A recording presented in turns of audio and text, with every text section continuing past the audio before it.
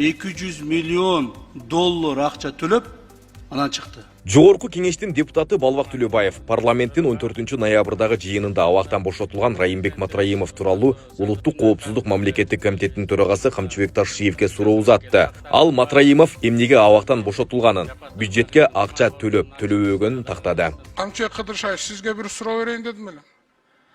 Бул элде коомчулукта Райым Матраимов чыгып кетти.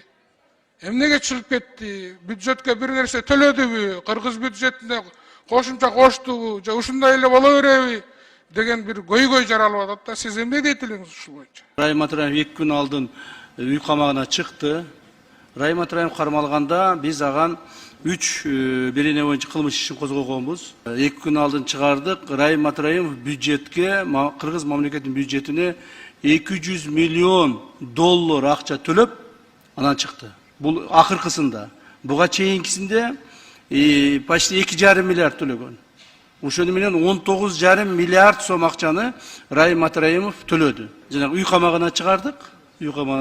Буюрса жакында сот болот. Сотто ошол биз койгон статьялардын санкциялары бар. Ошого жараша өзүнүн күнөөсүн тартат. Жыйындын жүрүшүндө депутаттар тарабынан алдыдагы жергиликтүү кеңештерге шайлоо боюнча да бир катар суроолор берилди. Улуттук коопсуздук боюнча мамлекеттик комитеттин төрагасы Камчыбек Ташиев 17 ноябрга белгиленген жергиликтүү кеңештердин депутаттыгына шайлоо таза, добуш сатылбай ачык өтөт деп билдирди. 17 ноябрда жергиликтүү кеңештин эмеси болот, шайлоосу болот. Ушул шайлоого ОПГга каршы кандидаттар келбесин, таза шайлоочулар келсин деп ушул жаатта жакшы иштер кылындыбы? Эртең мына шайлоочуларга да кайрылып айтып коеюн. 17 ноябрь күнү жергиликтүү кеңештерге шайлоолор болот. Ушул жерде биз колубуздан келген бардык маселени чечкенге аракет кылдык.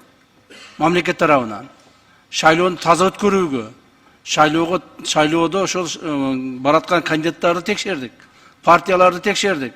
Кандидаттардын арасынан республика боюнча регистрация болуп кетип аткан кандидаттардын арасынан бир 30дай кандидатты кайра кайтарып алдырттык. Себеби алардын уюшкан кылмыштуу топторго же болбосо мурда кийин жасалган кылмыштарга тиешеси бардыгы үчүн. Так, бүгүнкү күндө кетип аткан кандидаттардын арасында дагы болуп калышы мүмкүн. Эми баарын эле тазалап салдык 100% деп айтыш өтө кыйын экен.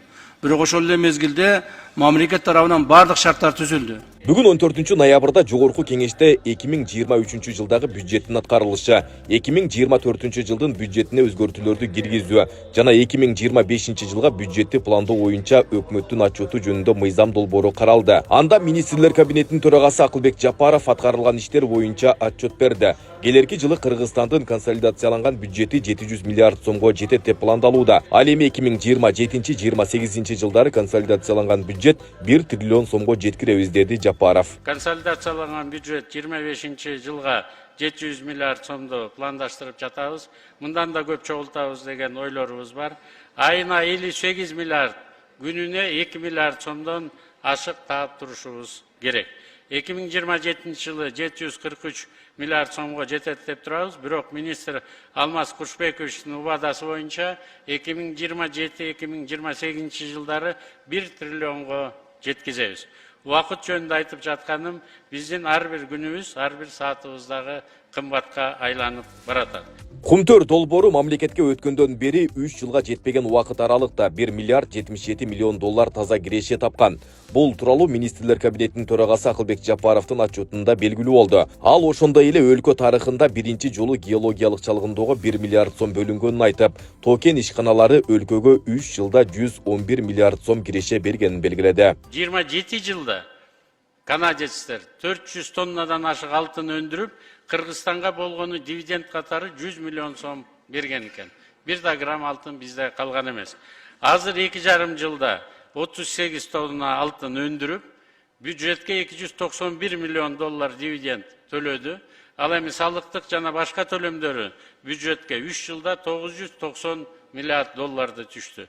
Жалпы 1 миллиард 77 миллион доллар 2,5 жылда эле экономикага алып келип берди. Мамлекеттик ипотекалык компаниянын уставтык капиталы 26 миллиард 2 миллион сомго жеткирилгендигин жыйындын жүрүшүндө Акылбек Жапаров билдирди.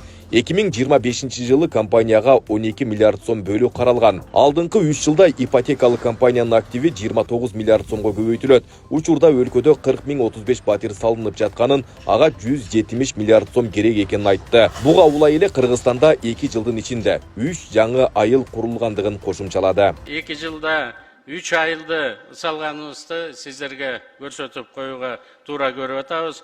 Өзүңүздөр билесиздер, чек ара жанжалдарынан кийин Капчыгай, Достук айылдары түп тамырынан жаңы болуп салынды.